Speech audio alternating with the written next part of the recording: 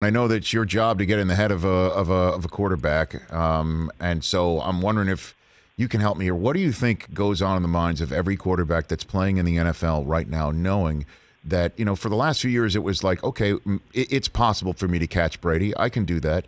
That it's possible for me in my career to walk away with as many rings as Montana and as many rings as Bradshaw, and I can get in the realm of Brady, if not maybe catch him. That's gone now. I mean, that's toast. It's over. That's what must that feel like to these quarterbacks in the NFL right now? Rich, the only player in the National Football League playing right now young enough that maybe has that hope is Patrick Mahomes. I mean, he's young. They've been there. Most of the players on that roster are under contract. So they have the bulk, the core of that football team together. EB hasn't got a job, so they still have the coaching staff intact. So, if anybody in the league can do it, which Brady made it harder, obviously, right? Yes. He definitely did that. It could be Patrick Mahomes.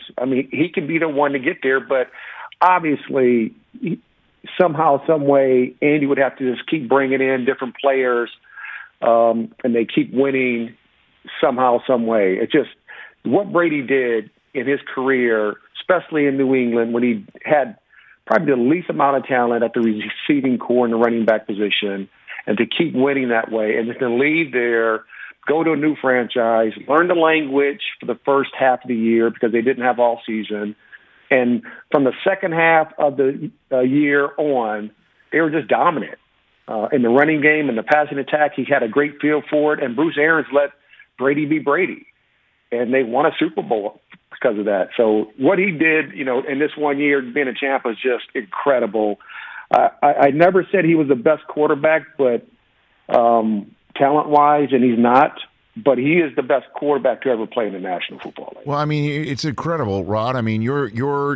Your career, and I'll say it for you because you're a very humble man. You're one of the greatest ever to lace it up at your position. You're one of the greatest football players ever, and you have the resume to back it up in terms of, all-century team and things of that nature.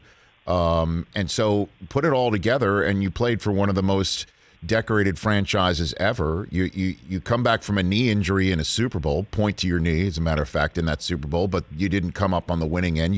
You got your ring with another organization, and you played in others. You know how you were in one and got blown out because of a game plan change, I believe, the night before with the Raiders. Put it all together. You know how tough it is.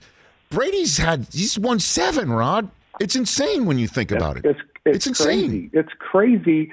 And he is, when you talk about just pure accomplishments of what he did, and it's not all Brady, obviously, but, this is a team sport, but for him to win 7 and, 6 in New England, he goes to Tampa, and everybody was questioning, why would you pick Tampa? They got some players here and there, but why Tampa? They're not going to be that team.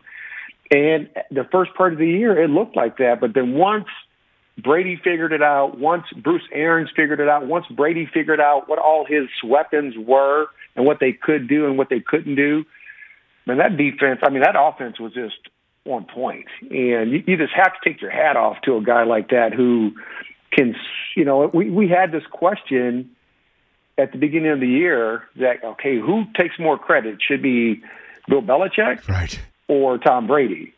Everybody's asked that question. And unfortunately, it's looking like it was Tom Brady, even though Bill Belichick should get a lot of that same accolades because they went under his watch. He's one of the best coaches ever to coach in the National Football League, obviously. But Tom Brady, coaches have schemes, but Tom Brady, he turns those schemes into reality. And he, that little when he got drafted in the 6th round, that chip stayed on his shoulder throughout his whole career. And it's just amazing how great a player he still is later in his career. Hey, you watched all the way to the end. Thanks for that. Watch more right here.